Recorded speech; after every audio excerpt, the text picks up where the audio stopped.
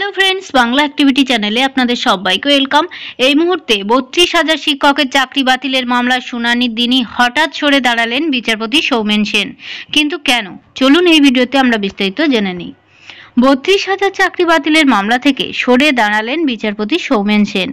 ব্যক্তিগত কারণ দেখিয়েই মামলা থেকে সরে দাঁড়িয়েছেন তিনি। এর ফলে আজ শুনানি হলো না। 2023 সালে তৎকালীন বিচারপতি অভিজিৎ গঙ্গোপাধ্যায়ের নির্দেশে প্রায় 32,000 শিক্ষক শিক্ষিকার চাকরি বাতিল করা হয়। সেই নির্দেশকে চ্যালেঞ্জ করে এবার ডিভিশন বেঞ্চে যায় রাজ্য।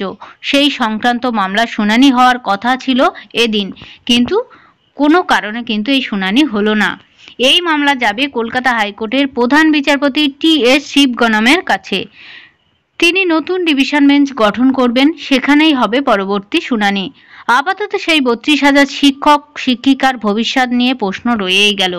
সদ্য সুপ্রিম কোর্টের রাজ্যে প্রায় 26,000 শিক্ষক শিক্ষাকর্মীর চাকরি বাতিল হয়েছে। স্কুলে স্কুলে শিক্ষকের সংকট তৈরি হয়েছে। এই পরিস্থিতিতে প্রাথমিকের চাকরি সংক্রান্ত ওই মামলার গুরুত্বপূর্ণ প্রসঙ্গত উল্লেখ্য যে 2024-এর জানুয়ারিতে নিয়োগ সংক্রান্ত একটি মামলা থেকে সরে দাঁড়ান বিচারপতি সৌমেন সেন। প্রথমে প্রধান বিচারপতি শিবগণম বিচারপতি সৌমেন সেনের বেঞ্চ থেকে শিক্ষা সংক্রান্ত সব মামলা সরিয়ে দিয়েছিলেন।